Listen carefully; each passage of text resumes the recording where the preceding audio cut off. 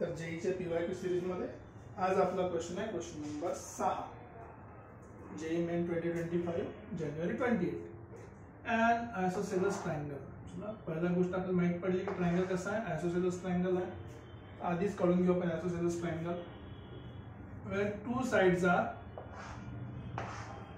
x plus 2y equals to 4 आणि x plus y equal to 4.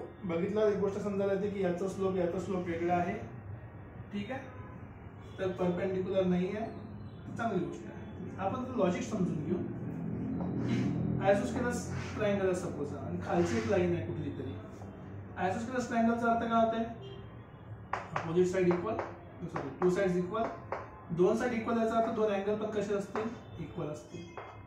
Right, दोन angle पण काय असणार आहे, इक्वल असणार आहे. Nice. then the sum of all possible values of slope of third side. Suppose या दोन साइड आपल्याला माहिती आहे, तर थर्ड साइडचा जो स्लोप राहू शकते, काय राहू शकते, दोन पॉसिबिलिटी आहे स्लोपच्या. तर काय होऊ शकतं त्याची ऍडिशन सगळ्याची. आता एक कन्सेप्ट आपल्याला इथे समजून घ्यायचा. कन्सेप्ट असा आहे की हा अँगल आहे आणि हा अँगल आहे. ठीक आहे, आयसोसेलेस ट्रायंगल साठी जर मला तिसरी साइड ही काढायची असेल, ही जी तिसरी साइड काढायची असेल ती बघा. आता तुम्ही त्याला थोडं एक्सटेंड करू आपण. याला एक्सटेंड केला, हा जो अँगल आहे हा अँगल काय आहे, या दोन ट्रायंगलचा एक्सटर्नल, या दोन ट्रायंगलचा एक्सटर्नल अँगल आहे. समजा हा ट्रायंगल असेल ए, हा पण ट्रायंगल ए झाला आणि हा अँगल किती झाला, 2a. बरोबर आहे, 2a झाला. जर मी याचा अँगल बायसेक्टर काढला, जर मी याचा अँगल बायसेक्टर काढला एक्सटर्नल अँगलचा, हा अँगल बायसेक्टर अँगल किती राहणार आहे, ए अँगल राहणार आहे. म्हणजे हा जो अँगल आहे ए चा आणि हा, ही दोन लाईन कशा एकमेकाला पॅरलल. हा अँगल बायसेक्टरचा लाईन आणि हे अँगल बायसेक्टरची, सॉरी जी थर्ड साइड आहे ट्रायंगलची, हे दोन्ही साइड कसे राहणार आहे, पॅरलल. सेम लॉजिक तुम्ही असं समजू शकता की नाही यांनी कुठे बाहेर इंटरसेक्ट केलं कुठेतरी. ठीक आहे, इंटरनल अँगल बायसेक्टर कडून बघा, हा जो इंटरनल अँगल आहे याचा बायसेक्टर काढला आपण, तर ही जी काही लाईन बनेल, ही जी काही लाईन बनणार आहे, समजा हा ट्रायंगल आपला बनला असता येईल सपोज, ही जी लाईन आहे ही लाईन या थर्ड साइडला पॅरलल असणार आहे. इथे बेसिकली आपल्याला एक पण समजायला पाहिजे की in isosceles triangle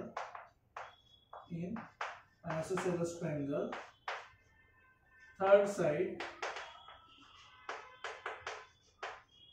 is parallel to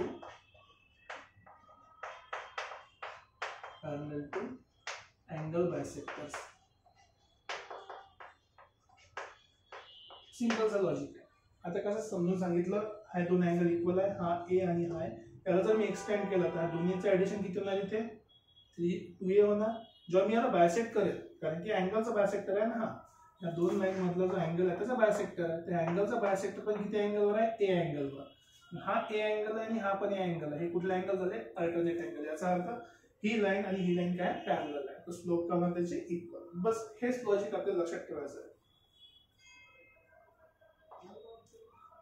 बस संपलं. अँगल बायसेक्टर आपल्याला माहिती आहे काय असतं. अँगल बायसेक्टरचं इक्वेशन डायरेक्ट एका साइडला लिहा, x plus 2y minus 4 divided by under root x चा कोएफिशिएंट 1, 1 चा स्क्वेअर प्लस 2 चा स्क्वेअर इक्वल्स टू प्लस आणि minus x plus y minus 4 divided by under root 1 चा स्क्वेअर प्लस 1 चा स्क्वेअर. That's it. एवढंच काम करायचं आपल्याला. इथून आपल्याला स्लोप मिळणार, फक्त लाईन मिळणार नाही. लक्षात ठेवा, लाईन वेगळी आहे, ती वाय इंटरसेक्ट नाही पाहिजे आपल्याला. ही लाईन वेगळी आहे, फक्त आपल्याला स्लोप मिळणार आहे.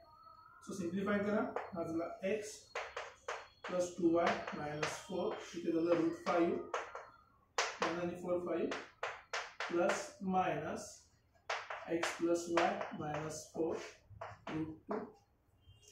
ठीक आहे, सिम्प्लिफाय करू. √5 थोडासा मोठा वाटतो तिकडल्या साईडला तुमची चॉईस. इथे मल्टिप्लाय केलं तर हा झाला √2x प्लस 2√2y मायनस 4√2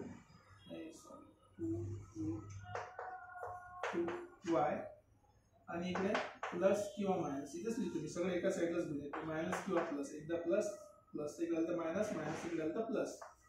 काय, √5 times x plus √5 times y minus √5 times 4 equal to 0. हे दोन लाईन आहे, एक प्लस वाली एक मायनस वाली. ठीक आहे. सो लाईन 1 यूज करतो मी.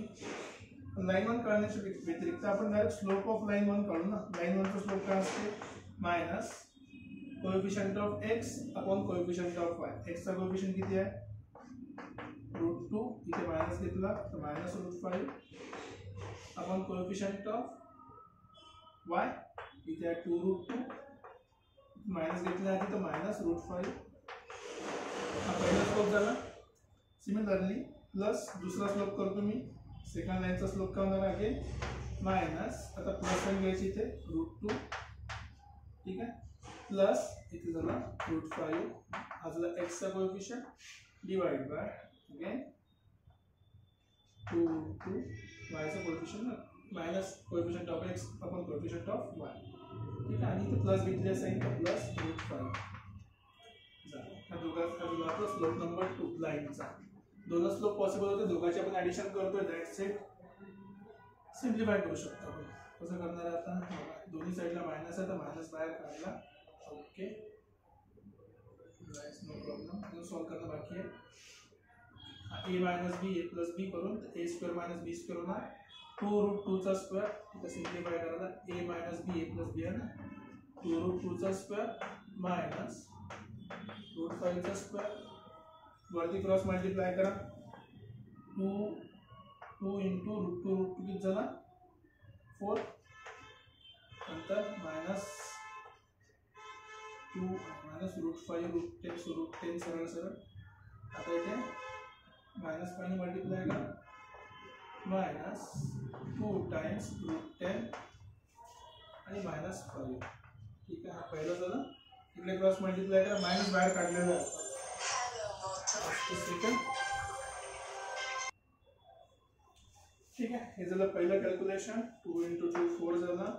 √10 झाला. प्लस सॉरी प्लस पाहिजे ना, प्लस नंतर मायनस 2√10 आणि मायनस 5. आता याने मल्टिप्लाय करा. मायनस बाहेर काढल्या पण ऑलरेडी सगळं प्लस आहे. सो प्लस आहे बाहेर, लक्षात ठेवायचं. सो 2√2 अगेन प्लस 4 नाईस झाला. Plus 10 sorry plus 2√10. ठीक आहे. नंतर मायनस 5 म्हणजे मायनस √10 आणखी मायनस 5. ठीक आहे. झाले 4 टर्म्स.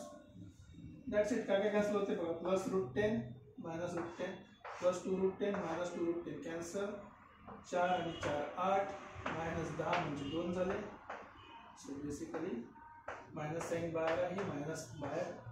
हा झाला 8 8 मधून 5 गेले 3 minus minus plus. So therefore 2/3. आपला आन्सर आहे ऑप्शन नंबर 2 2/3. सिंपलचा क्वेश्चन आहे. कन्सेप्ट तुम्हाला शिकताना लक्षात द्यावं लागेल की याचा म्हणण्याचा अर्थ काय. आपला ऑप्शन आहे 2/3. हे डाऊट असेल तुम्ही घेऊ शकता. भेटूया नेक्स्ट व्हिडिओमध्ये नेक्स्ट क्वेश्चन सोबत.